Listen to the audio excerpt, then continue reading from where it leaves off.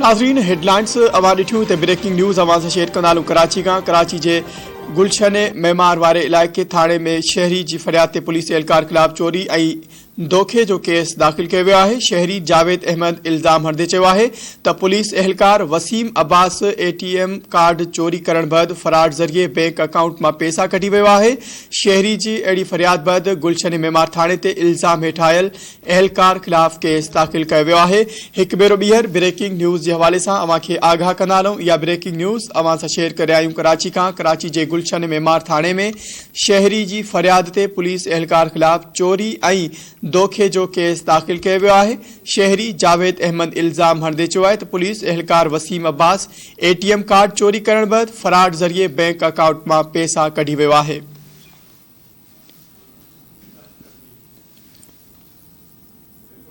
इन हवाले से वधिक तफ़सील मालूम कंदासीं। धरती TV कराची जो रिपोर्टर इसहाक सरकी असां सां लाइन ते मौजूद है। इसहाक अपडेट कजो, वधिक छा तफ़सील आहिनि?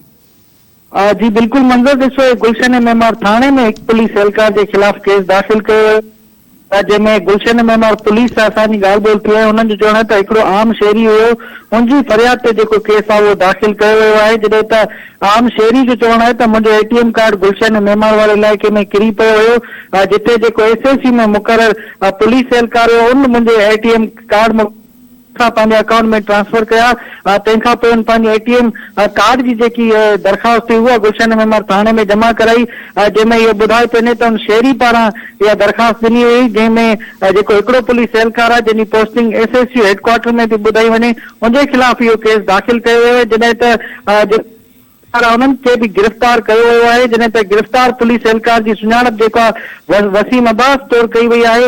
ॿुधायो पियो वञे त इहो शहरी हुयो जेको उन जे इहा फरियाद ते जेको आहे केस आहे उहो दाख़िल कयो वियो आहे। जेको शहरी आहे उहो ॿुधाए पियो त मुंहिंजो जेको थी वियो हुयो, उनखां पोइ गुम थियण खां पोइ जेको पुलिस एहलकार हुयो उन सां राब्ते करण जी कोशिशि कई वई हुई, पर उन राब्ते न कयो। तंहिंखां पोइ इहो शहरी वसीम आहे जेको गुलशन मेमार। महिरबानी।